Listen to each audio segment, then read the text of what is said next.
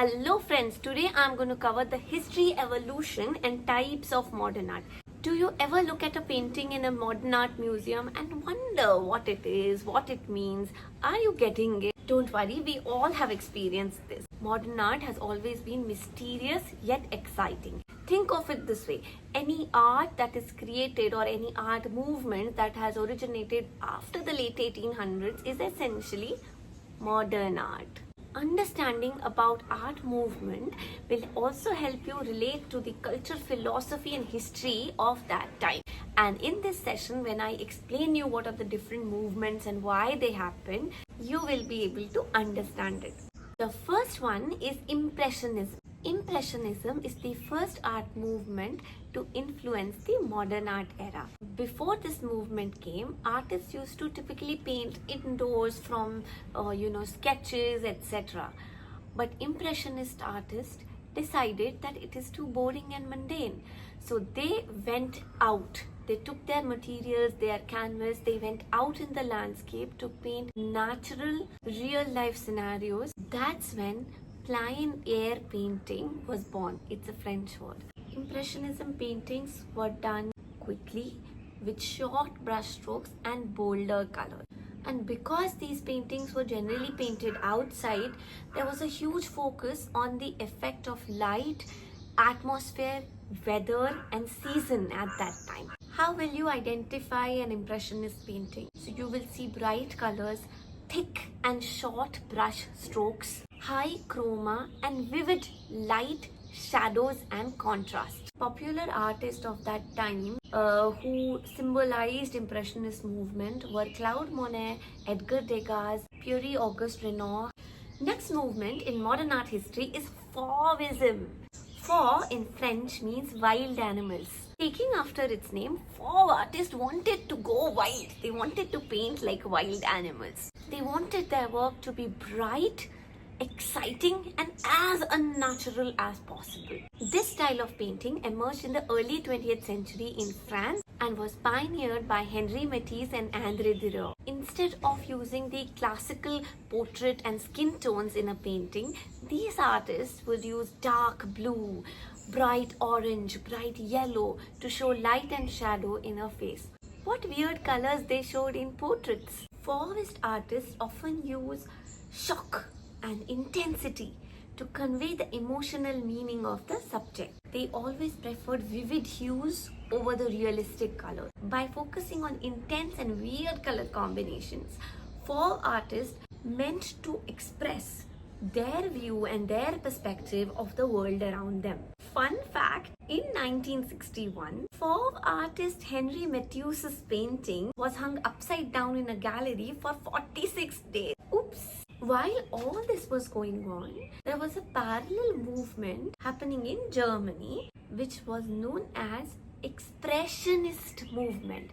This was the exact opposite of Impressionist movement.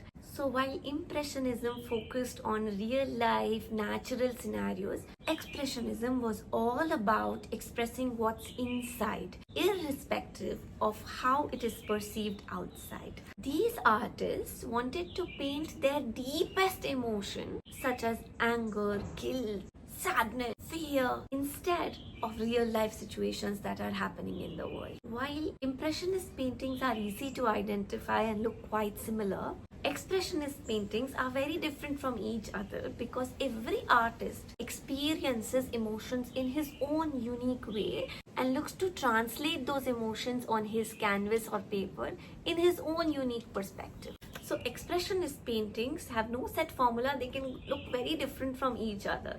One of the most popular Expressionist painting is from Edvard Munch called as The Scream. I've done a proper video on that.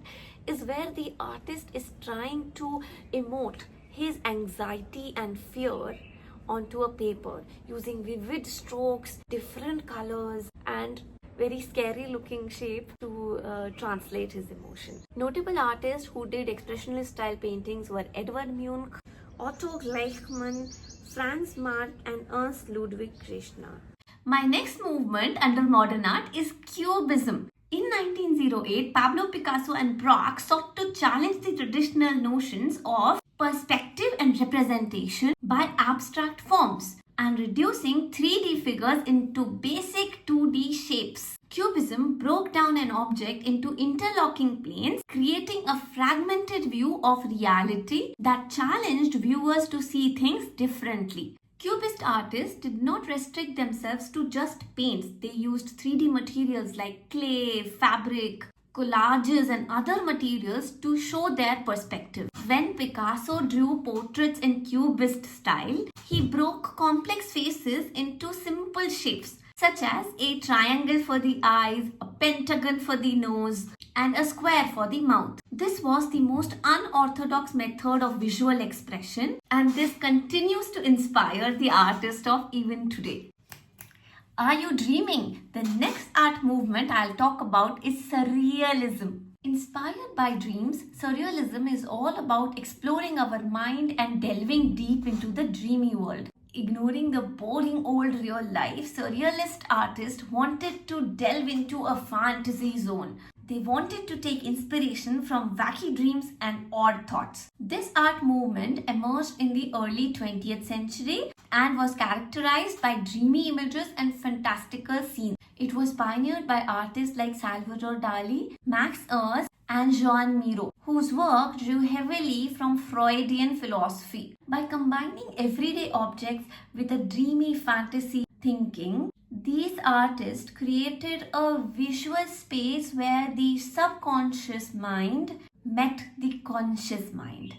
Next one is very common. You all know it's called as abstract expressionism art. This is a style of painting that originated in post-World War II America, and it was pioneered by certain artists like Jackson Pollock, Mark Rothko, and others. This style of painting gave importance to artists' inner reflection and psychological and emotional state more than the representation of physical objects. This art was not based on a person, place, animal or thing or nature, but the artist's inner world and emotions were represented through various colors, lines, and unrecognizable objects. Instead of real-life objects, abstract art tried to show something new to the audience through bright colors, mix of shapes and lines, and some new objects. It was like using your imagination to create something completely new and unseen. By combining color,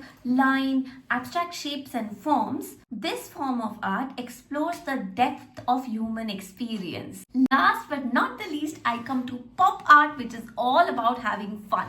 This art originated in the 1950s and gained massive popularity in the 60s. It combined elements of popular culture, celebrities of that time, comic books, everyday objects, along with abstract art to create something new and super colorful. Pop art used neon colors, celebrated popular culture and celebrities, challenged traditional artistic styles, and was meant for everyone to enjoy. Artists Andy Warhol and Roy Lichtenstein are considered primary figures for this movement, who pushed it from an underground phenomena to a global one. As you can see, there are many different artistic styles and artists that have emerged in modern art era over the last 100+ years, and perhaps many more before that. Art has been around since human civilization started, and there is no right and wrong. Modern art has always been about doing something new, something different, and showing your perspective to the world. Tell me in comments what is your favorite modern art style, and I will see you in the next video. Bye-bye.